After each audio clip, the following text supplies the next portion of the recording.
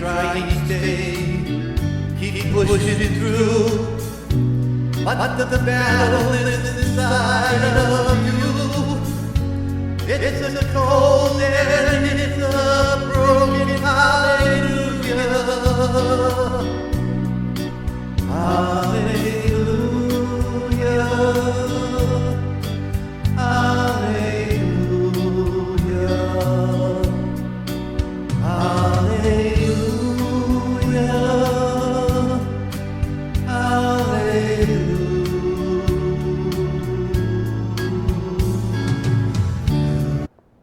When I first come home, I wasn't treated too good.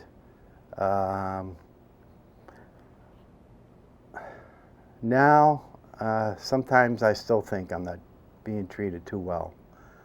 I think a lot of times people are not honest, with you. They still, in the back of their mind, still have those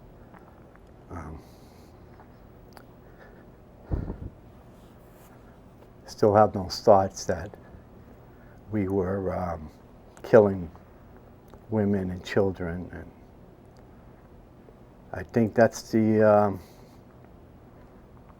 hardest part, is knowing, or maybe not knowing, imagining what the civilian is thinking about the military person that actually went and fought the war.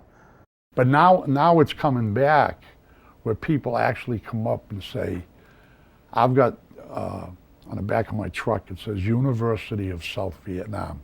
That's just a play on words. It wasn't a school I went to. You learned it when you were over there. And a lot of people will stop and say, thank you for your service, and so on.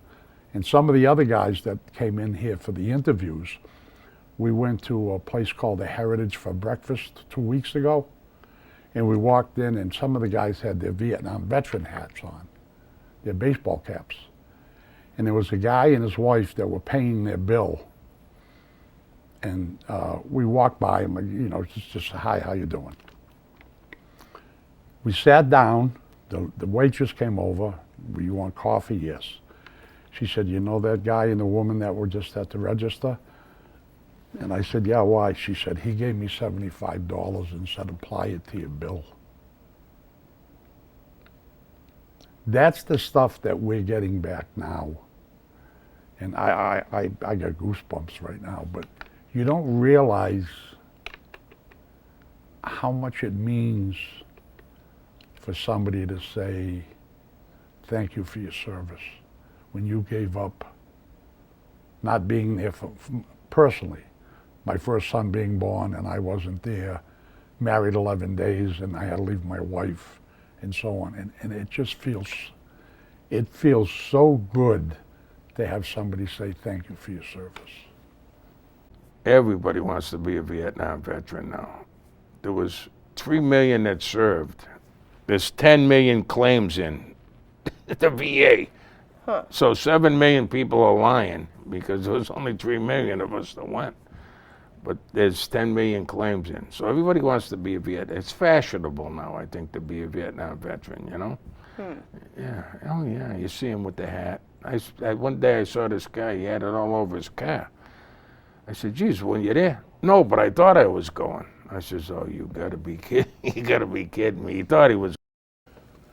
Well, I'd say in the last 20 years, 25 years, all of a sudden people started to recognize, when the Iraq, I think Iraq was the first one, recognized the Vietnam veteran. And when we came back from Vietnam, we didn't expect anything. We didn't want anything. Just don't infringe your, beliefs on me or whatever, And I remember they were having a bicentennial parade in Millbury. And I think it was the mid-90s. And a good friend of mine who was the chairman set up, they were going to honor Desert Storm, I think it was. Desert Storm, Enduring Freedom. I don't know. And he said, well, you know, we want to maybe do a thing for the Vietnam vets. I said, nah, that ship has sailed. Don't even. And then I remember my son and I went to Thompson Speedway because I'm big into car racing. And somebody walked up to me and said, thank you for your service. And the guy shook my hand, turned around and walked away. And I'm saying, what the heck is, what's this all about? And my son said, I think it was your hat. And I had on a Vietnam veteran. I said, damn, that's the first time that's ever happened. And I had already been home from the war 20 years. You know? So, you know, it was nice. You know, with a day late in the dollar shop, but that's okay with us. We don't mind that. We didn't want anything, we didn't expect anything. Yeah. You know?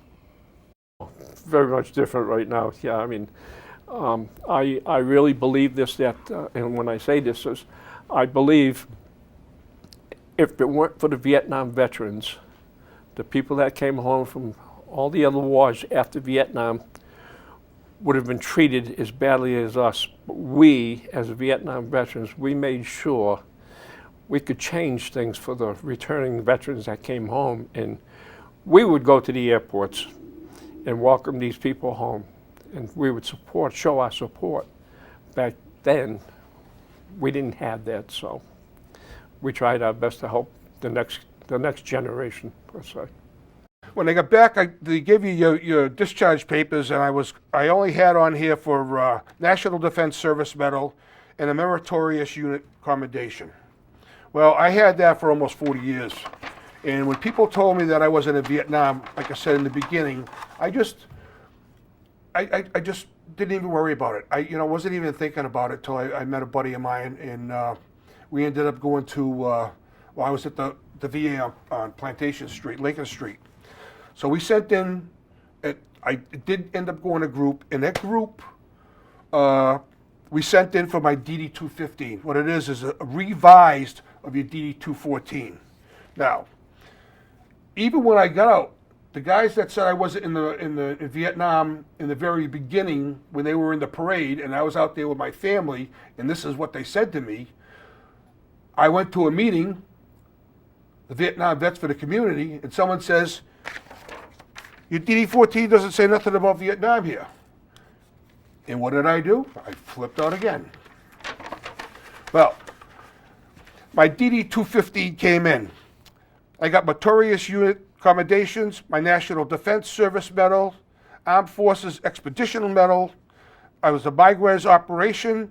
I got my Humanitarian Service Medal, a Vietnam Service Medal with 1 Bronze Star.